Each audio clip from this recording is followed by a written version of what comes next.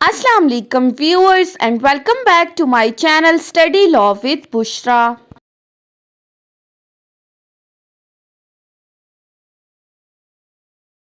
So in today's video we are going to have a brief overview of leading constitutional cases included in Law Gate syllabus.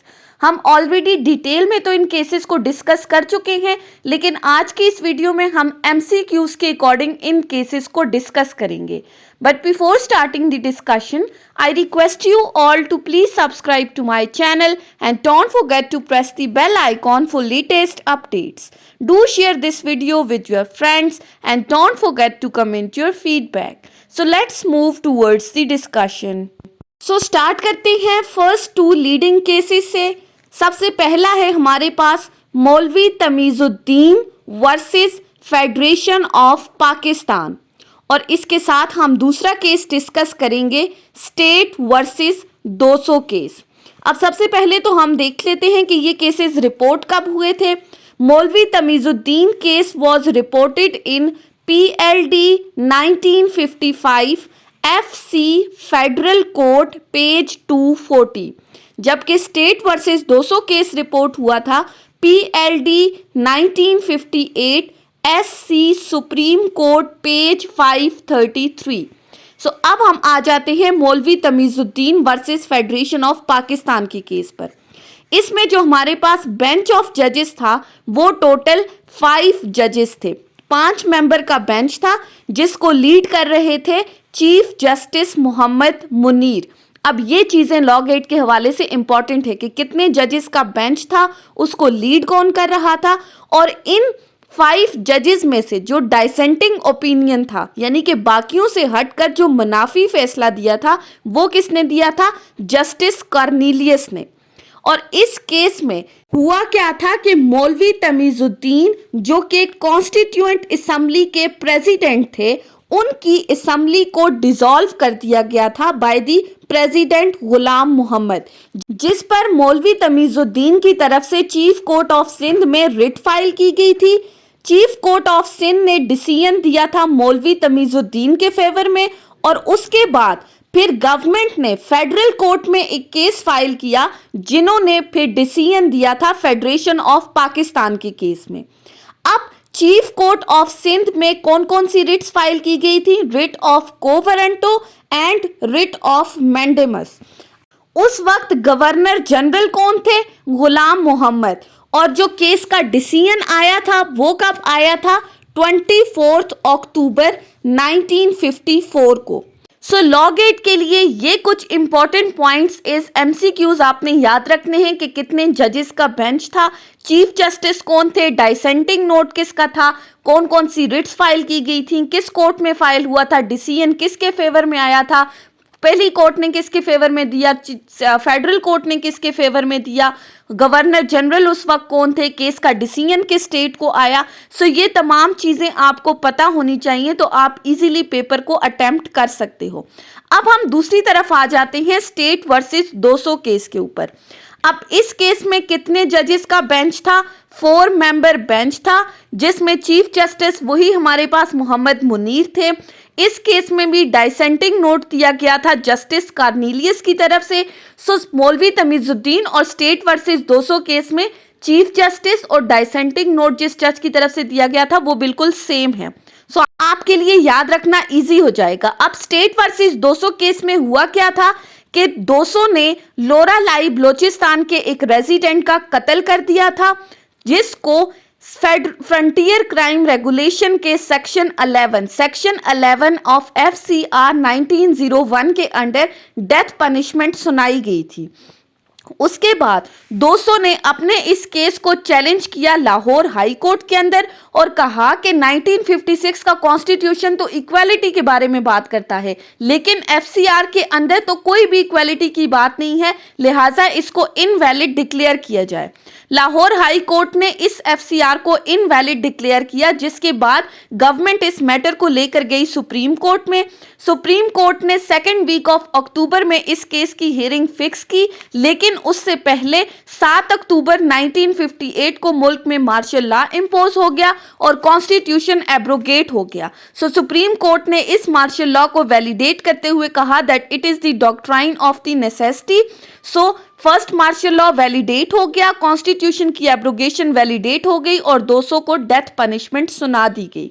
सो इस case में भी आपने क्या याद रखना है, बेंच ऑफ जजेस, चीफ जस्टिस, डाइसेंटिंग नोट, FCR 1901 का कौन सा सेक्शन था, लाहौर हाई कोर्ट ने किसके फेवर में डिसीजन दिया था और सुप्रीम कोर्ट ने किसके फेवर में डिसीजन दिया था।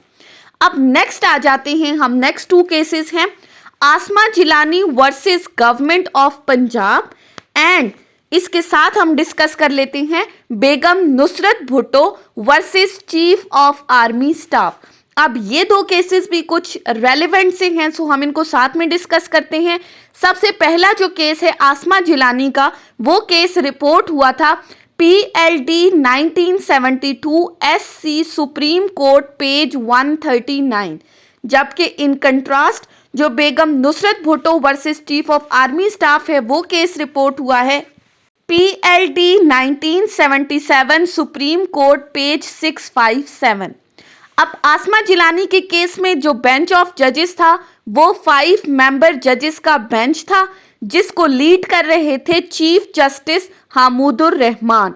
सो आसमा जिलानी के केस में एक नया चीफ जस्टिस है जो कि है हामुदुर रहमान। अब केस में हुआ क्या था कि जो आसमा जिलानी के फादर हैं गुलाम जिलानी, उनको अरेस्ट कर लिया गया था by Yahya Khan under order 78 of martial law in Punjab. इसी के साथ एक और बंदी थी जरीना गोहर, जिसके हस्बैंड अल्ताफ गोहर को भी इसी ऑर्डर के अंडर सिंध में अरेस्ट कर लिया था। सो ये दोनों रिट फाइल की, इन दोनों ने सुप्रीम कोर्ट में रिट ऑफ हैबियस कॉर्पस अपने हस्बैंड के अरेस्ट से रिलेटेड। ये तमाम केसेस जाके कंसोलिडेट हुए सुप्रीम कोर्ट के अंदर और इसी दौरान 24 मार्च 1969 को मुल्क में सेकंड मार्शल लॉ लगाया गया। लेकिन सुप्रीम कोर्ट ने इस सेकंड मार्शल लॉ को अनलॉफुल डिक्लेयर किया, इनवैलिडेट किया और साथ ही साथ कहा कि इस वक्त डॉक्ट्राइन ऑफ नेसेसरी एप्लीकेबल नहीं है, ये वक्त की ज़रूरत नहीं है। लिहाजा सुप्रीम कोर्ट ने आसमा जिलानी और जरीना गोहर के हक में फैसला सुनाया और उनके फादर और इनके हस्बैंड को रिलीज कर दिया गया था। सो जिस तरह 200 केस में डॉक्ट्राइन ऑफ नेसेसिटी एप्लीकेबल हुआ था, आसमा जिलानी केस में 200 केस को ओवर रूल करते हुए डॉक्ट्राइन ऑफ नेसेसिटी अप्लाई नहीं किया गया। नेक्स्ट है हमारे पास Begum Nusrat Bhutto versus chief of army staff. अब इस केस में जुल्फिकार अली भुट्टो को अरेस्ट कर लिया गया था chief marshal law administrator Ziaul हक की जानिब से, जिन्होंने, जो कि उस वक्त चीफ ऑफ आर्मी स्टाफ भी थे, चीफ मार्शल लॉ एडमिनिस्ट्रेटर की कैपेसिटी में उन्होंने जुल्फिकार अली भुट्टो को अरेस्ट किया था। इनके रिलीज के लिए जो रिट फाइल की गई थी वो थी रिट ऑफ हैबियस कॉर्पस और इस केस में जो जजेस का बेंच था वो कितने थे, 9 मेंबर जजेस थे जिनको लीड कर रहे थे चीफ जस्टिस अनवारुल हक। अब भुट्टो को अरेस्ट क्यों किया था? क्योंकि ये कहा गया था कि उन्होंने इलेक्शंस में धांधली की है। उन्होंने कहा that I am the PM so I want contest election, so उनको अरेस्ट कर लिया गया था। सुप्रीम कोर्ट में जब ये पिटीशन फाइल हुई तो सुप्रीम कोर्ट ने डिटेंशन ऑफ भुट्टो के अगेंस्ट जो है वो फैसला सुनाया। थर्ड मार्शल लॉ जो 1977 को लगा था उसको वैलिडेट किया और डॉक्ट्राइन ऑफ नेसेसिटी को इस केस में अप्लाई किया। सो आसमा जिलानी के केस में आपने याद रखना है डॉक्ट्राइन ऑफ नेसेसिटी अप्लाई नहीं हुआ था, जबकि बेगम नुसरत भुट्टो के केस में मार्शल लॉ को वैलिडेट करते हुए डॉक्ट्राइन ऑफ नेसेसिटी अप्लाई किया गया। अब उस केस में 5 जजेस का बेंच था, इस केस में 9 जजेस का बेंच था। दोनों केसेस में जो रिट फाइल हुई थी वो रिट ऑफ हैबियस कॉर्पस थी। आसमा जिलानी के केस में सेकंड मार्शल लॉ को इनवैलिडेट किया, जबकि बेगम नुसरत भुट्टो के केस में थर्ड मार्शल लॉ को वैलिडेट करते हुए डॉक्ट्राइन ऑफ नेसेसिटी अप्लाई किया गया। सो ये 4 केसेस हो गए। उसके बाद हम नेक्स्ट केसेस की तरफ आ जाते हैं। नेक्स्ट है Nawaz Sharif versus president of Pakistan. हम ऑलरेडी इन केसेस की डिटेल डिस्कस कर चुके हैं, मैं साथ साथ लिंक ऐड करती जा रही हूं। आप चाहें तो आप डिटेल में भी इन केसेस को स्टडी कर सकते हैं। और इसके साथ हम देख लेते हैं जफर अली शाह वर्सेस परवेज मुशर्रफ। अब नवाज शरीफ का जो केस रिपोर्ट हुआ था वो PLD 1993 सुप्रीम कोर्ट पेज 473, जबकि इसके साथ जो जफर अली शाह वर्सेस परवेज मुशर्रफ था वो केस रिपोर्ट हुआ था PLD 2000 सुप्रीम कोर्ट पेज 869। अब नवाज शरीफ के केस में क्या हुआ था कि 1993 में नवाज शरीफ उस वक्त मुल्क के प्राइम मिनिस्टर थे, जबकि प्रेसिडेंट थे गुलाम इसहाक खान। गुलाम इसहाक खान की जानिब से नवाज शरीफ की गवर्नमेंट को अंडर आर्टिकल 58(2)B डिसमिस कर दिया गया था। उनको प्राइम मिनिस्टर के ओहदे से हटा दिया गया था, असेंबलीज को डिसॉल्व कर लिया गया था।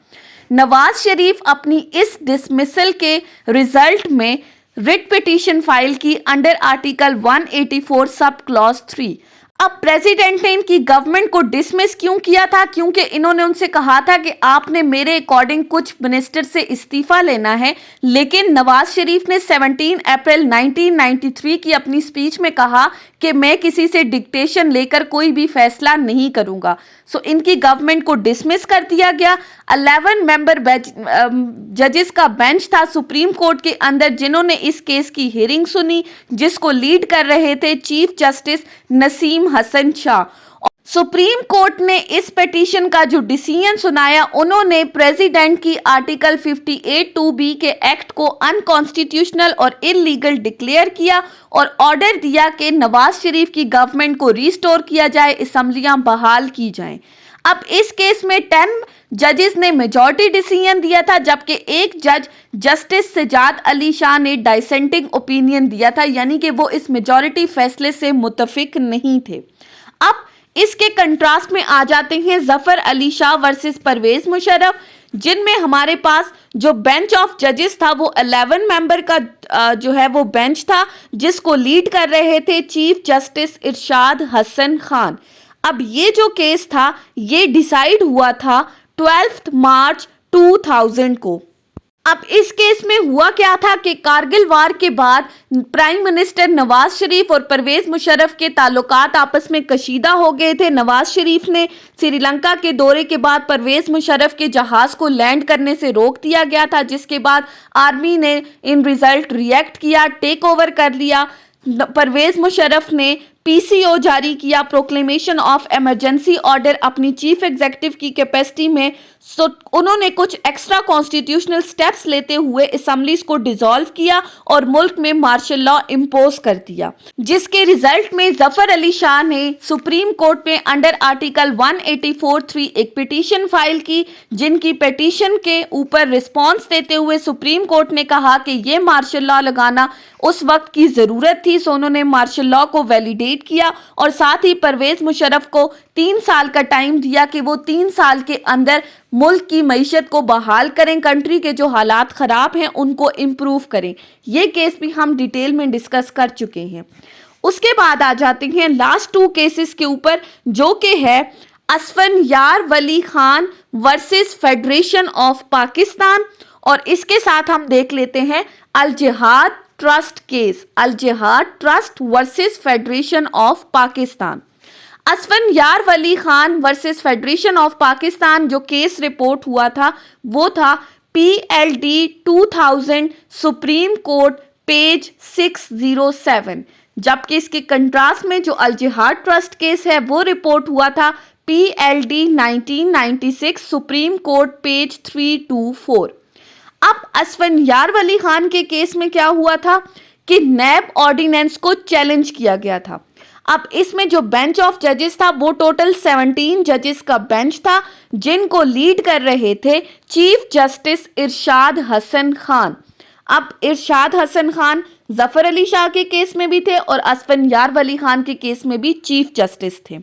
अब ये जो केस डिसाइड हुआ था 24 अप्रैल 2001। अब इस केस में असफंयार वली खान और बहुत सारे और लोगों ने पिटीशंस फाइल की थी अंडर आर्टिकल 184 सब क्लॉज 3 कि उन्होंने कहा था कि नैब ऑर्डिनेंस में कुछ ऐसे ग्राउंड्स हैं जो कॉन्स्टिट्यूशन के अगेंस्ट हैं, कॉन्स्टिट्यूशन 1973 को कंट्राडिक्ट कर रहे हैं, लिहाजा इसको नल एंड वॉइड डिक्लेयर किया जाए।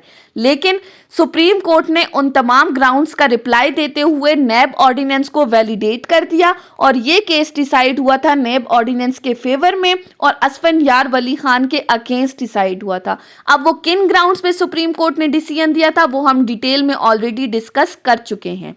नेक्स्ट है अल Jihad trust case. Al Jihad trust case is basically related to the appointment of the जजेस। अब इस केस में जो पिटीशन फाइल की गई थी वो इसलिए फाइल की गई थी कि जो प्रेसिडेंट है उनको चीफ जस्टिस ऑफ पाकिस्तान ने अपॉइंटमेंट से रिलेटेड एक नॉमिनेशन भेजा था जब लाहौर हाई कोर्ट में एक सीट वैकेंट थी। प्रेसिडेंट ने उस नॉमिनेशन को रिजेक्ट कर लिया था, जिसके बाद एक पिटीशन फाइल की गई थी अंडर आर्टिकल 184 सब क्लॉज 3, जिसको 4 मेंबर जजेस का एक बेंच था जिन्होंने इस केस को सुना था, जिसको लीड कर रहे थे चीफ जस्टिस पीर सजाद अली शाह। और इस केस का फैसला सुनाते हुए चीफ जस्टिस ने ये कहा था कि जो रोल ऑफ एग्जेक्टिव है इन जुडिशियल अपॉइंटमेंट उसको रिड्यूस किया गया, कंसल्टेशन के वर्ड को डिफाइन किया गया था और क्योंकि सारा जो मामला था वो वर्ड कंसल्टेशन से रिलेटेड था, लिहाजा इस वर्ड को डिफाइन किया गया। आर्टिकल 171 और आर्टिकल 193 का हवाला देते हुए अपॉइंटमेंट ऑफ द जजेस को बताया गया कि आर्टिकल 177 में सुप्रीम कोर्ट की अपॉइंटमेंट में chief justice of Pakistan president को नॉमिनेशन भेजेगा, जबकि 193 में हाई कोर्ट की जजेस की अपॉइंटमेंट के लिए chief justice of Pakistan, governor of the province और उस रेलेवेंट हाई कोर्ट का चीफ जस्टिस इंक्लूडेड होगा। और साथ ही साथ उन्होंने ये कहा कि president without any solid reason किसी भी नॉमिनेशन को रिजेक्ट नहीं कर सकता और इस हेलमार्क जजमेंट कहा जाता है। कंसल्टेशन के वर्ड को डिफाइन करते हुए कहा कि that consultation should be consensus oriented, purposes and effective. So ये था अल जिहाद ट्रस्ट केस में कुछ इंपॉर्टेंट पॉइंट्स थे जो आपने याद रखने हैं। सो ये थी हमारी आज की डिस्कशन लीडिंग कॉन्स्टिट्यूशनल केसेस के ऊपर, जिनमें हमने लॉ गेट के हवाले से इंपॉर्टेंट पॉइंट्स को डिस्कस किया है। डिटेल हम ऑलरेडी डिस्कस कर चुके हैं, लेकिन अगर आप लॉ गेट के से पहले एक बार ये वीडियो देख लेते हैं तो आप इजीली लीडिंग कॉन्स्टिट्यूशनल केसेस के तमाम एमसीक्यूज को सॉल्व आउट कर सकते हैं। आपने सिर्फ याद क्या रखना है, बेंच ऑफ जजेस कितना था, चीफ जस्टिस कौन था, कौन सी रिट फाइल हुई थी, केस किसके फेवर में डिसाइड हुआ था, किसके अगेंस्ट डिसाइड हुआ था, किस चीज को वैलिडेट किया था, किस चीज को इनवैलिडेट किया था। सो आई होप कि आपको ये लेक्चर समझ में आया होगा। अगर आपने इस वीडियो को अटेंटिवली सुना है तो अगर आपको ये वीडियो अच्छी लगी है तो इस वीडियो को लाइक करें, कमेंट करें और चैनल को जरूर सब्सक्राइब करें। अगर किसी भी किस्म की कोई कंफ्यूजन है तो आप कमेंट्स के जरिए मुझसे पूछ सकते हैं। Thank you so much for watching this video. Till then, अल्लाह हाफिज।